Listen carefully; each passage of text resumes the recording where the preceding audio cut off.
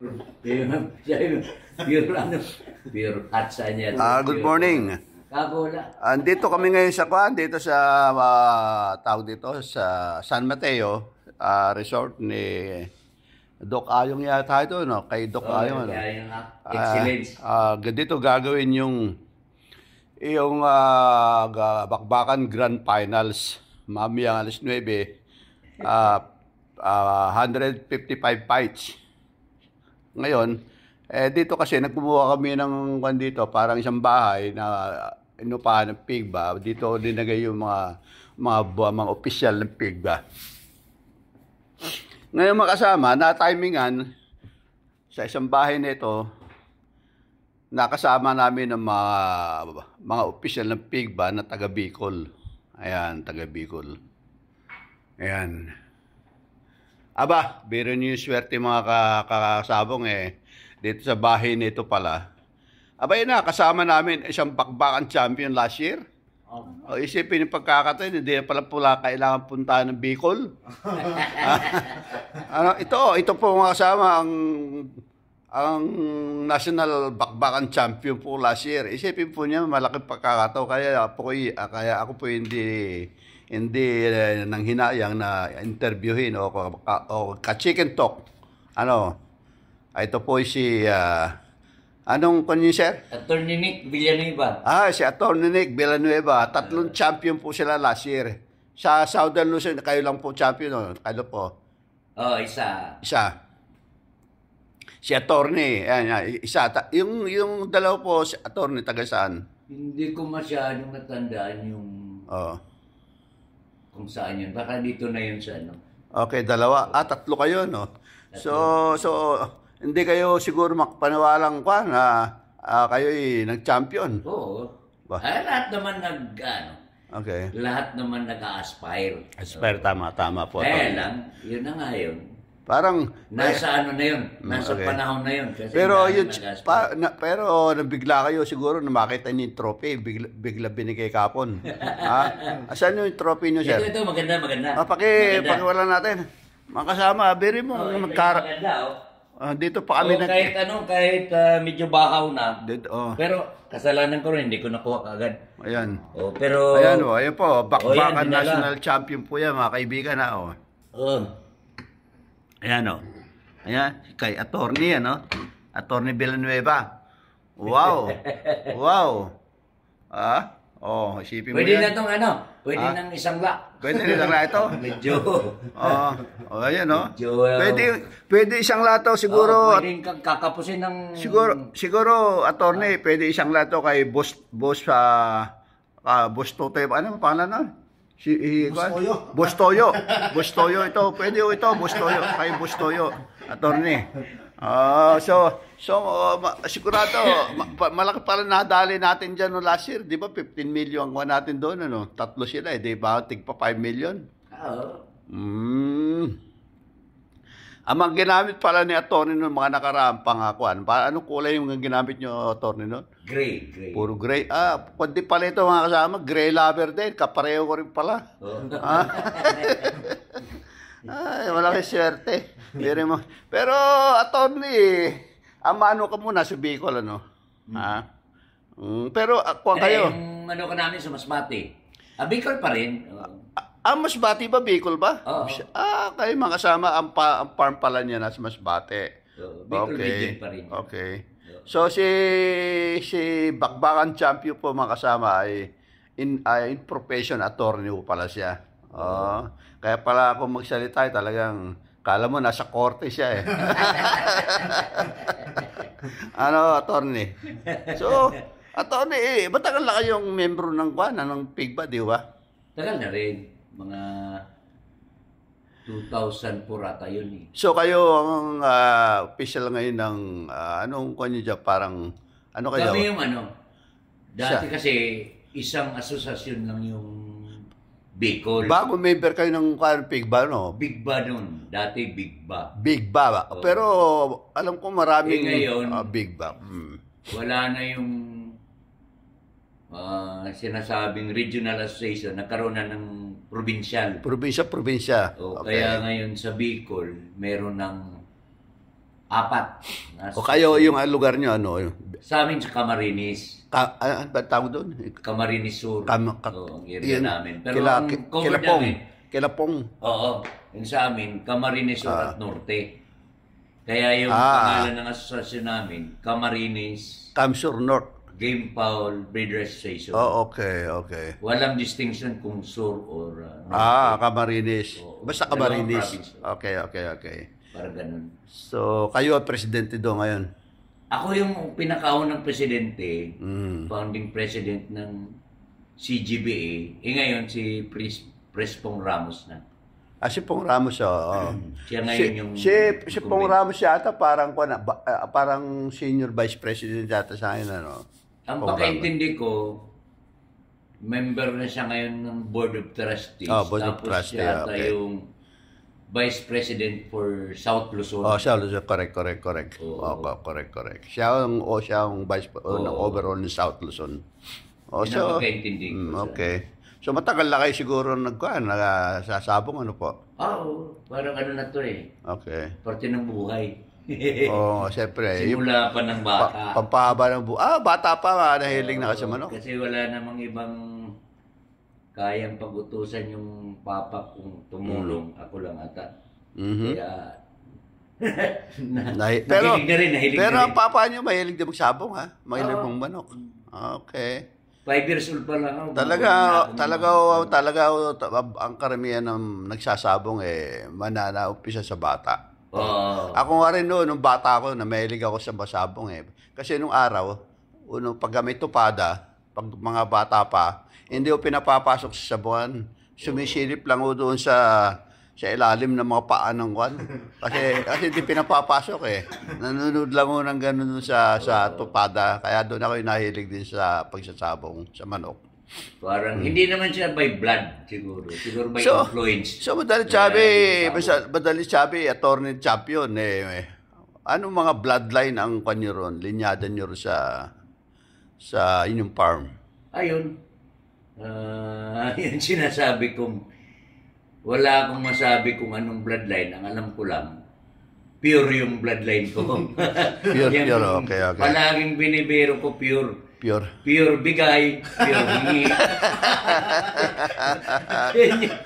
Kasi hindi naman tayo ganun ka. Pure bigay, pure hingi Ayaman na. Okay, tama. Ayan, makasama. Ayan yung si attorney, medyo content medyo... Ito, yung mga sikat na breeder. Pero si attorney, in real talk talaga. In real talk talaga, di ba to, attorney, totoo naman tayo naman mga magsasabong Hindi naman natin masabi yung tayo bibigyan, totoo kasi lalo na si mga kaibigan.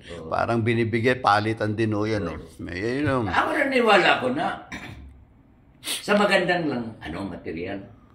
Kitang-kita naman yun Okay. Kung maganda yung material mo, talagang maganda yung labas. Ayan, makasama Pero wala namang mawawala kung gusto mong mag-inventory ng sarili mong manok. Yun, okay. Galing doon sa magagaling na mga material. Okay. Ganun lang yun. Kaya mga kaibigan, ito, bakbakan champion ng mga kasama. So, siguro, makakapagbigay siya ng mga konting,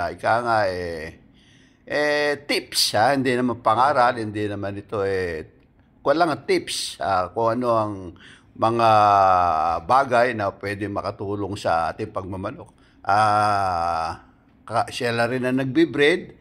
Tapos, unang tanungin natin, anong mga masasabi nyo, attorney, doon sa, halimbawa, sa mga nag-uumpisa na gustong mag-breed ng manok? Kasi iba yung breed, iba yung bibili ka ng manok Kasi para sa akin, mas kuno yung bibili ka ng, mag-breed ka ng manok. Ano po magbibigay nyo mga konting tips? Dapat hilig. Dapat hilig mo. Hilig, okay. Kasi pag hindi yun na isa puso, parang ano lang, parang kumbaga, parang palipas oras. Pero hindi ganun yung pagmamanok. Dapat may dedikasyon ka dahil hilig mo rin. Okay. Pangalawa, dapat mayroon kang oras. Okay. Kasi ako, tutok tutok talaga kayo Hindi lang basta iasa mo sa kung kaninong mga bataan. Okay. Pangatlo, magbe-breed ka sa kaya lang ng bulsa mo. Yun, Huwag kang okay. mag-ambisyon ng marami. Okay. Maganda Yung yun. kaya lang. Kaya, okay. Kung 10 lang, di 10. Kung 20, 20. Okay. Kasi pag marami, naku, mahal ng lahat ngayon. Kaya pag hindi mo masikaso, wala rin. Tama yun. O, yan, mga Yun lang, kasama. kaya lang. Tsaka, yung lalagyan ng lugar, at sikasuhin din natin na maalagaan ng maigi. Ibig sabihin, huwag yung masikip. Kasi hindi naman yun mga, tawag dito, ng mga, Di yung karnihin, ha? hindi naman yung kaya ng ibang hayop o kaya patining, ano. Correct. Eh, kung doon ka sa, mga 45 days, pwedeng siksikan. Dito panlaban ko eh. Panlaban talaga. O, yan, mga kasama, ha? Hindi ito, Yan, hindi sige, ito para karne. Yan, mga tip ni attorney yan, ha? Mga kasama. Magandang tip yan, po. Mga kasama, oh. Bakbakan. Oo. Actually, ito 9 ito, 10 po ito. Nagkamali lang ng print. Bakbakan 10 Stag Derby Champion. Kung pala sila regional championship sila yan. Sa Legazpi ginawa. NRB.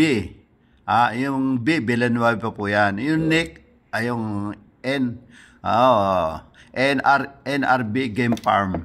Ayan, ha, makasama. Attorney Nick Villanueva, champion po yan, ha?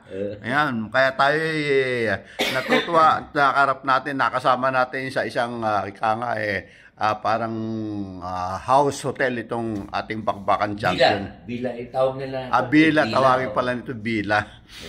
So, pero kayo na rin po yung mga pero meron kayong para siyempre, sino yung mga nagpo-pointing o sino yung mga tumatari?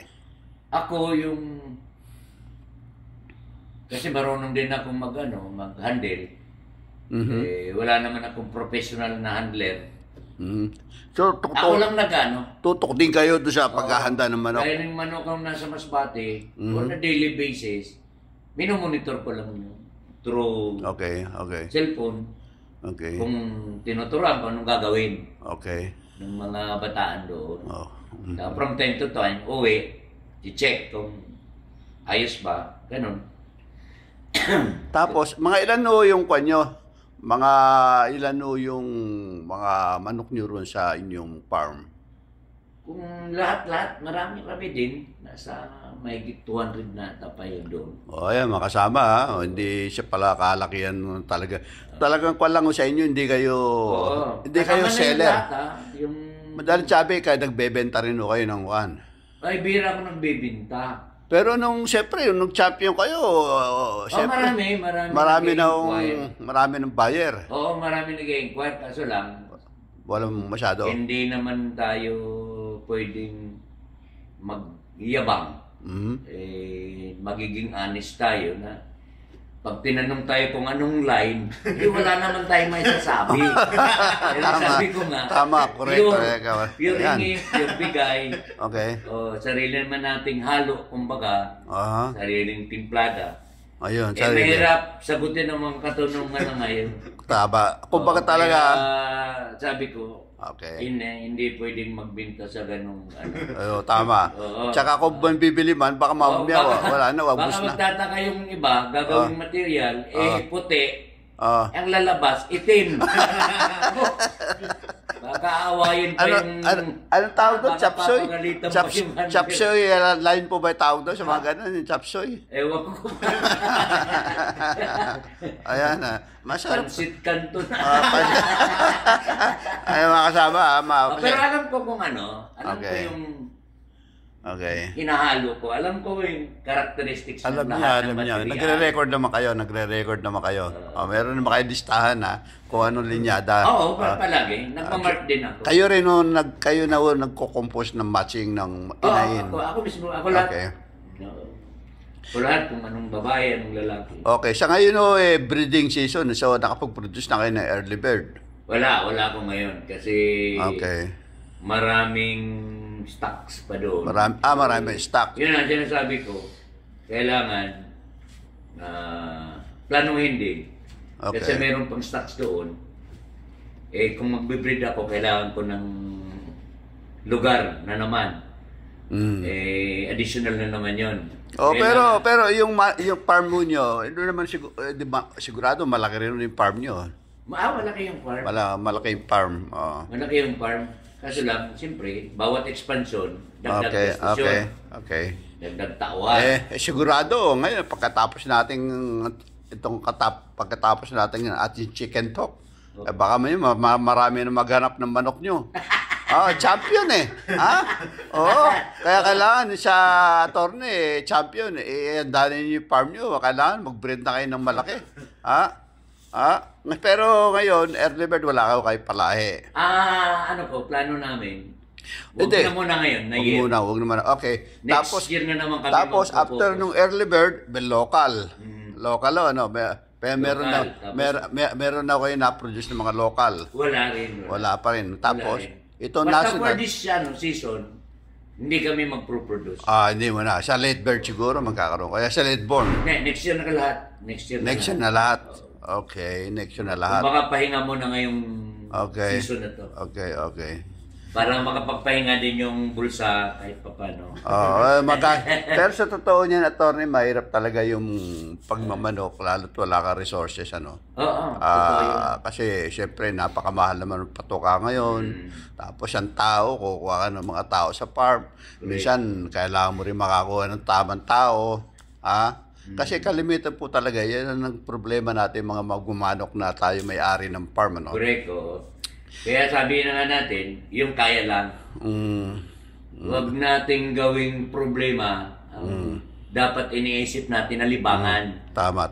Oo. Libangan, Oo. At saka yung... para malibang ka, mamumroblema ka, huwag na. Pero kayo ba, attorney, sa pamumusta naman. Kasi ang pamumusta po kasi importante sa atin magmamanok, Yung dahil mahilig tayo, kailangan po, paniwala ko, ang pamumusta, hindi sugal, o kaya yung kailangan... Kailangan din ang focus mo, kung anong objective mo. Kung magmamanukan ka. Kung magko-commercial breeding ka, ayusin mo, huwag kang gumaya sa akin, ha? Hindi alam kung anong magiging apelyido ng manok. Diba? Tama. Pero attorney... Pero kung kung halimbawa, magbe-breeding kayo, sino yung material mo na talagang commercial ang dating. Commercial talaga. Nero, nagbablog kami dito. Ito pa yung isa pong member yan. Bigo. Anong probinsya kayo, sir? Pareho kami. Ito po, isang official ng Kamsur Association po ito. Ito pala magkakasama pala tayo rito, Bicol tsaka Quezon, dito. So, attorney... Ganun yan, balikan natin yung tanong mo sa pamusta, kasi dito tayo minsan nakakatawa. Importante po yan, kasi po, ayan po ang kalimitang... Sabi ko, depende kung objective may commercial breeding, ayusin mong stock mo, tapos huwag ka siyempre masyadong magsusugal. Okay. Kasi baka yung pagkain ng manok mo, may sama mo na doon sa pusta. Pagbalik mo, wala na makain, Okay. Kung gusto mo yung libangan at mag-ambisyon din sa national na mga titles, prestige. Yung prestige ang unahin mo, huwag yung pusta, kasi pwede nang naman mag-minimum. Yun. Okay. Pero kung meron kang kakayahan, wala namang problema yun. Hindi naman bawal pumusta ng malaki. At the same time, mag-ambisyon din ng trophy. Okay. So, siguro, attorney champion, dumaan na rin po kayo sa, doon sa tinatawag natin mga magsasabong na, minsan talaga, nadaan yung malas, nadaan yung downs. Tapos nagkakaroon din tayo ng mga ups ng ganun. Pero sa inyong mga karanasan, dumanas na rin po kayo. Marami. Okay. Kasi hindi naman dapat isama yung panalangin. Okay. Pero Kristyano tayo. Okay. Kahit sa sabong, humihingi din tayo ng paborseta manalo. Oh, madahil sabi ho. Ang problema, lahat naman tayo, ganun ang hinihingi. Oo, lahat na nanalangin. Ano? Buti kung si San Pedro lang siguro ang susundin. Baka kung si San Pedro lang didesisyon, baka puting manok lang ang pagbibigyan. Oo nga, tama. Kaya sa tingin ko, dahil sa maraming humihingi ng swerte, wala nang pinapakinggan ang langit. Ayun. Sabi ng langit, bahala kayo buhay. Bahala kayo. Diba ganun yan, ano? Tama. Hindi pwede pagbigyan lahat. Kasi wala naman nanalo. Wala naman tatalo. Kaya sabi ko, hindi naman sinasabi natin garantiya na yung matitindi lang yung mga material, yung may mga pangalan lang. Apa. Yun lang ang may karapatan sa kamay tsansa, sa prestige. Okay. Lahat meron. Okay. Importante, alagaan mo yung panglaban mo. Okay. Tama. Tama, alagaan. Sinasabi na, biruan nga sa amin. Alam mo naman, warrior yun dapat mong gawin. Apo. Dahil panglaban, di huwag kang mag-alaga ng runner. Yan mga kasama. Wag raw tayo mag-aalaga ng runner. Ibig sabihin po niyan, wag tayo mag-aalaga ng natakbo. Patayan. Inaayaw. Patayan yung lalabanan ng manok mo, tapos dadalhin mo. Ano? Yung runner. Runner siya. Diba? Okay. So kayo, naniniwala ba? Talo, basta nakipaglaban. Ayun. Kayo naghahanap ng... Okay. Kayo ba, Attorney Nick, naniniwala kayo sa sabong may swerte? Sa tingin ko, meron.